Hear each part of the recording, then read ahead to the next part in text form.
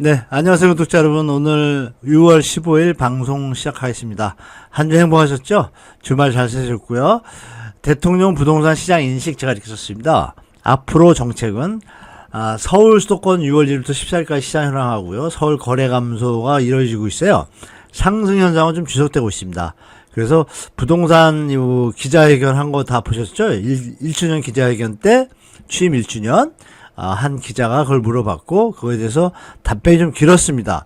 길었지만 제 개인적으로는 이렇게 산뜻한 내용은 없었고 다 아는 내용이었고 다만 도리어 좀 불안함이 저는 생겼습니다. 좀 이따 설명드리도록 하겠습니다. 자, 그러면 같이 시장 상황 보고 말씀 나누도록 할게요. 자, 서울 아파트 전체 하락보다 상승거래가 많습니다. 현재 거래가 533건이 됐고요. 보시는 것처럼 상승 거래가 296건, 183건이 하락거래입니다. 유지된 직전 가격과 똑같은 게 54건. 그래서 6대 4 정도 됩니다. 정확히는 61.8대 38.2인데요. 실질 거래 60% 이상이 직전가 대비해 상승으로 거래가 되고 40% 가까이는 하락으로 거래가 됩니다. 나머지 54건이 유지가 된 변동이 없는 거고요. 서울 전체 평균 거래가가 좀 낮습니다. 낮아졌습니다. 아시겠지만 2020년도, 21년도에는 서울 매매 평균가가 14억 5천 15억까지 가까이 갔거든요. 확실히 좀 예전보다 낮아진 건 확실하고요. 실거래 위주 요인도 있죠. 자, 서울 구별 아파트 거래 건수인데요. 이쪽 거래가 많습니다. 도봉, 관악, 양천, 은평, 강서구, 중랑. 이 얘기는 뭐냐면 거래가 많다는 얘기는 하락하면서 거래가 많기 쉽지 않거든요. 이쪽은 상방 압력이 강하다고 보시면 돼요. 그럼에도 불구하고 노원구는 한 5대5 정도입니다. 그러면은 거래가 되면서도 더 이상의 가격 어핑은 소비자들이 이제 용인하지 않는 시장이 된 거죠. 이쪽은 좀 여력이 남아있고, 그리고 이쪽을 보시면 마포 이쪽은 거래들이 훅 줄었잖아요. 이쪽은 이제 그러면 수요자들이 더 이상 쫓아가지 않는다는 얘기라고 볼 수가 있겠죠. 그럼 가격 변동이 일어날 수 있다는 얘기고요. 그래서 조금 특이한 상들을 보면 영등포구하고 관악구에 영등포구는 이제 여의도 일대지 않습니까? 그럼에도 불구하고 하락이 7개가 됩니다. 많이 올랐으니까요. 송파가 거래량이 그렇게 많지 않죠. 이게 10건 이상 거래된 것만 제가 정리한 거거든요. 보시면 나중에 이거 캡처하셔서 보시면 여러분이 사는 지역에 제가 이렇게 설명도 이렇게 적어놨습니다. 제가 보니까 파악을 해보니까 이 정도 돼요. 그래서 중랑구 성북구는 좀 거래도 많은데다가 거래가 많으니까 매수자 보러 오는 사람이 많다 보니까 가격이 올라가잖아요. 그러면서 7대3 정도의 비율로 이 파란색들은 7대3 비율로 큽니다. 동대문구는 70%까지 상승, 10개가 상승이고 4개가 하락입니다. 이런 분위기를 보시면 이 구마다 좀 다르집니다. 나머지 구들은 약합니다. 그러니까 여기에 해당되지 않는 구는 여러분 조금 더 내고하시거나 많이 사실 분들, 파실 분들도 너무 호가 버티시면 안 된다. 왜? 수요와 거래가 좀 다른 구에 비해서 적으니까 그 분위기 좀 체크하셔야 되고요. 다음은 수도권입니다. 수도권은 제가 6월 6일부터 14일까지 체크를 해봤어요. 6월 6일부터 14일이면은 4일에다가 한 8, 9일 정도 되는데 1일에서 5일까지 거래가 1380건이에요. 그런데 이 뒤에가 1251건이에요. 일정이 소요일 수가 더 많음에도 불구하고 그래서 요 1072건을 거래에 분석을 해봤어요. 상승 거래가요 523건이고요. 445건이 하락 거래입니다. 그런데 그러면 54대 46 정도 돼요. 그러면 거의 분간이 안 되죠. 특수 지역은 좀 많이 오르지만 대부분은 하락과 상승이 혼조세를 보이면서 지역마다 좀 차이가 있다. 분당은 요새 좀 강세를 보이고 있는 것 같고 최근에 6월달 들어와서요. 근데 이제 가격대가 좀 다운된 느낌이 들고 상승을 하지만 좀 예전에 선호하는 지역보다 그 다음 넥스트 레벨을 좀 구매하는 분들이 많아진 것 같고요. 평균 가격이 보시는 바와 같이 좀 5억 546만 원. 그러니까 실수요자들이 많이 움직이는 시장이라고 보시면 되겠죠. 이렇게 보시면 되고 수도권 아파트 거래에서 보시면 여기는 거래가 많은데 이쪽입니다. 시흥, 평택, 고양, 수원, 용인시 이쪽인데 여기 보면 하락거이 빨간색이고 상승이 파란색입니다. 그러면 용인시는 거의 5대5잖아요. 이게 유지보합소거든요. 그러면 용인시가 다 올라간다고 계속 뉴스가 나와도 반 이상을 하락이니까 물론 입지마다 다르겠지만요. 여러분들 이걸 참고하시면 가서 내고하시거나 집을 또 매도자분도 마찬가지예요. 잘 보셔야 돼요. 이렇게 여기 지금 하남하고 광명 이쪽 거래가 많이 줄었거든요. 그러니까 이런 부분들을 잘 판단하시면서 내 집 마련이나 매도 전략을 세우셔야 된다. 특히 내 집 마련 하신 분들은 아직 7월달하고 요번 연말에 아마 제가 볼 때 말씀 연말 전에 분명히 추석 전에 총망라에서 뭐 대책 하나 나올 겁니다. 그거 보시고 나서 시장 들어가셔도 크게 늦지 않다. 저는 그렇게 보고 있습니다. 아직까지. 자, 그리고 이제 대한민국 부동산 시장의 구조적 문제점에서 나왔는데요. 이 대통령이 이제 아시겠지만 이렇게 기자회견 하면서 했던 거잖아요. 그러면서 선거에 대해서 이제 질문을 했는데 지방선거 결과에 대해서 뭐 좀 포장을 나름 잘하신 것 같아요. 본인께서 SNS로 개입을 하면서 시장 폭등을 막았다. 올라간 게 그렇게 뭐 폭등은 아니다라는 분위기로 이렇게 카바를 하셨는데 사실 그러면은 우리 서민들은 정말 화나죠.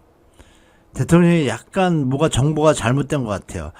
제가 여러 번 말씀드리지만 국토교통부 관련 쪽에서 자료나 보고를 할 거 아니에요? 시장 상황을 좀 왜곡해서 보고하는 게 아닌가. 일일이 다 볼 수는 없으니까. 그럼에도 불구하고 기자회견 자리에서 농도가 많이 낮아진 건 확실했어요. 그죠? 여러분도 느꼈을 거예요.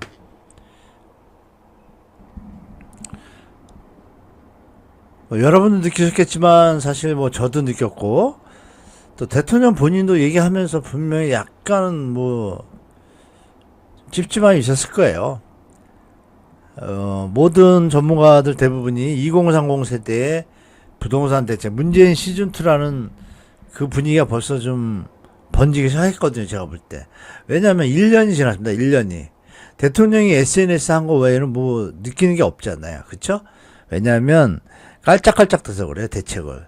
확실히 키워드 좋은 것만 던져놓고 가야 되는데 뭐 제가 그 얘기하다 보면 또 제가 부팅이 되려고 그러니까 좀 참고 여러분들 저도 뭐 제안을 좀 해가지고 이제 올리고 말씀드린 대로 본격적으로 요거 움직이는 거 보면서 정부 안 움직이면 더 이상 이 정치 관료들의 쓰레기 같은 인식을 더 이상 방치하기 힘들 것 같습니다. 여론에는 약하거든요.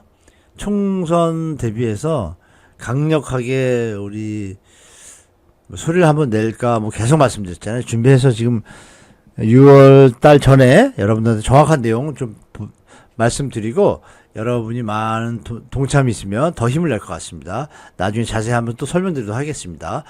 자, 정권별 집값변동 악순환 설명하고 근로의혹 이건 뭐 다 알고 있던 건데 근로의혹을 훼손하니까 이 갭투기에 대한 어떤 얘기를 다시 한번 얘기했고 이건 뭐 다 알고 있는 얘기고요. 사회 문제가 계속 되고 있고 자산구조 왜곡과 국부의 유실 이건 뭐 부동산 자산이 너무 많다는 거 그래서 생산적 금융을 받고 있는 건 뭐 여러분도 아시고 저도 아시고 주식시장이 많이 움직이고 있고 비정상적 PIR 이걸 이제 15라고 표현을 하더라고요. 그러니까 분명히 누가 그 일하는 양반들이 계속 보고를 올리고 있는 거예요. 부동산에 대해서 대통령이 관심이 많으시고 강력한 의지를 갖고 있으니까. 그런데 거기서 살짝 비트는 사람들이 있는 것 같아요. 제가 볼 때. 뭔가 강력하게 나오지를 못하고 자꾸 뭔가 애기가 발을 뛰려는데 못 뛰는 것처럼 뭐 이런 느낌 많이 들어요. 아니면 의도적으로 하는 척하면서 뒤로 회방하는 세력들이 있다는 느낌까지 들 정도니까 이걸 한번 나중에 파야겠습니다. 요새 사회단체들 조용하죠? 돈 뭐 지원금 꽤 많이 받나 봐요. 많이 안 받으면 조용한 게 좀 이상해요. 그죠? 이제 그거의 역할을 안 하니까 원래 물이 고이면 썩는다 그러잖아요.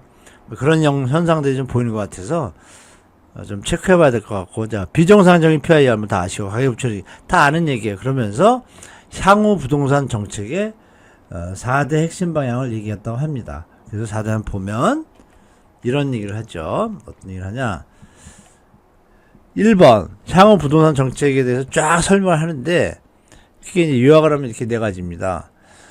정부 세제 금융 규제 공급 망라한 공급을 망라한 그러니까 공급이 먼저 와야죠. 사실은 그죠? 다 공급을 원하는데 뭐 맨날 세제 금융 갖고 금융도 중요하죠. 다 중요해요. 중요한데 공급이 제일 중요하다고 저는 여러 번 말씀드리잖아요. 공급 망라한 메가톤급 대책 추진 중이라고 대통령이 박았어요. 그러면 계속 짜고 다지고 있는 거예요. 근데 그러니까 이것저것 작업을 하고 있을 거예요. 안 봐도 비디오인데, 추진 중 7월에 세제 개편안이 나옵니다. 이걸 보고 뭐 하자 뭐 이런 얘기도 좀 있고, 소유자들이나 시장에서도 이걸 기다리고 있거든요.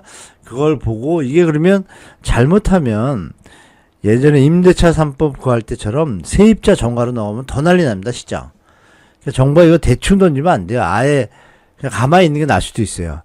자, 그렇게 말씀드리고, 공급 확대면 인허가 착공 속도전, 이거 뭐 했던 얘기인데, 언제 입주한다는 게 명확하게 없잖아요, 아직도. 신도시 개발 지향, 이게 아주 좀 안 좋습니다, 이거. 수도권 문제 이런 거 얘기하면서 신도시 개발을 좀 자제하겠다는 식으로 얘기했는데, 대통령이, 이거 정말 정부 또 잘못 들어간 거예요. 그리고 중산층 공공임대 확충. 아니, 청약 사각지대에 있는 사람들이 시장을 움직이는 키맨들인데, 소득은 좋은데 청약시장에 못 들어가니까 시장을 움직이잖아요, 그분들이. 근데 그분들에 대한 대책이 없어요. 아주 빈 구멍이 하나도 있으면 안 된다 그러는데 구멍 천지예요, 지금 제가 볼 때. 뭐 믿고 있었는데 저도 뭐 겉에서 보고 열심히 조언했었지만 이게 뭔가 이 컨트롤 타워하고 이 소통이 안 되는 게 확실히 느껴집니다, 제가. 보유부담 강화 및 세제 정상화. 이거 맨날 듣는 이거. 다주택 물량 시장 유도. 이것도 제한적입니다, 제가 볼 때. 닭공이라고 그러죠. 제가 저번주에 말씀드렸잖아요. 닭공. 닥치고 그냥 공급만 하면 돼요. 빨리, 저렴하게. 그것만 하면 정리됩니다. 자꾸 딴 데 변종만 들이고 있어서 정말 답답하고 화가 나서 뭐 어떻게 제가 대처해야 될지 지금 고민 중입니다. 뭐 계속 고민 중이고 이미 노선은 정해졌는데 정부가 좋은 대책이 못 나온다 이러면 이건 썩었다고 보기 때문에 국민 여론으로 어떻게 이걸 뒤집는 한이더라도 우리가 좀 같이 관심을 가지고 지켜봐야 될 것 같습니다, 여러분. 우리 후세나 우리 자녀들이나 청년들한테 미안하지 않나요? 뭐 그렇게 생각합니다, 저는. 자, 이렇게 좀 제가 좀 준비를 더 해가지고 분양가 상한제하고 요거 좀 집중적으로 우리 일반인 분들한테 좀 퍼뜨리고 해야 되는데, 다주택자 양도세 감면으로 뭐 전세 물량 줄고 전세 수요 공급이 똑같다 이런 별나라 얘기를 하시더라고요, 대통령이. 이 상황이 아니잖아요. 매물이 줄어서 뭐 더 얘기하면 또 우리 집 가지신 분들은 다 아실 거예요. 우리 시청자, 구독자분들 중에 주택 소유자분들도 시장 상황 다 아시잖아요. 뭔가 좀 감이 떨어진 느낌이 순간적으로 들어가지고 좀 당황했어요. 저는 기자회견 때 뭐 여기저기서 뭐라 그럴까요? 뭐 쉴드 쳐주고 하던데 뭐라 그러죠? 유튜브도 보니까 쉴드 쳐준 게 더 많더라고요. 저는 아주 썩 흡족하지 않아가지고 물론 기대해 볼만 한데 지금 시간이 많이 흘렀잖아요. 취임 1년이고. 뭐 SNS 한 거하고 기억에 남는 거 있어요, 여러분? 없잖아요. 양도세 유예 종료 그게 무슨 대책입니까? 대책도 아니잖아요. 그렇습니다. 여기까지고 하여간 국회의원들도 일을 안 한 것 같아요. 지방선거 때문에 개정 법안들이 빨리빨리 통과되면 공급을 확대할 수 있는 그런 내용들이 있는데 그 부분도 약간 홀딩 걸렸던 것 같습니다. 여러 가지가 뭐 엉켜가지고. 근데 뭐 선거 끝나면 뭐 한다는데 선거 끝나면 또 총선이잖아요. 그러니까 제가 볼 때 올 연말까지 저는 그냥 보내기에는 너무 아까운 시간이다라고 다시 한번 말씀드립니다. 골든타임입니다. 부동산 대책에 있어서. 이거 지나가면 이제 휘어잡기 힘듭니다. 암만 뭐 이재명 대통령이라고 해도 지금 한 가지만 하는 게 아니잖아요. 여러 가지를 하기 때문에 제가 볼 땐 관료들이 잘합니다. 관료들이. 밥만 먹지 말고 월급만 받지 말고 뭘 하는지 모르겠습니다. 제가 볼 때. 자, 뭐 조금 뭐 열심히 하시겠죠. 하시지만 결과물이 없으면 그럼 의미가 없는 겁니다. 공무원 여러분들은 결과물을 내야 됩니다. 그냥 밥 먹는 기계처럼 움직이시면 안 된다. 다시 한번 말씀드리고 열심히 하시는 분들한테 박수를 보내고 응원 드리지만 안 그런 분들 특히 어공들 정신 차리고 잘해주시기 진짜 부탁드리겠습니다. 자, 여러분 오늘 방송 여기까지고요. 다음 영상 때 또 찾아뵙도록 하겠습니다. 다음 영상 때는 좀 제 얼굴 좀 보이고 다시 말씀드리도록 하겠습니다. 마무리하고 좀 해가지고요. 자, 시청해주셔서 감사드리고 다음 영상 때 뵙겠습니다. 자, 출근 잘하시고 한 주 행복하세요. 감사합니다.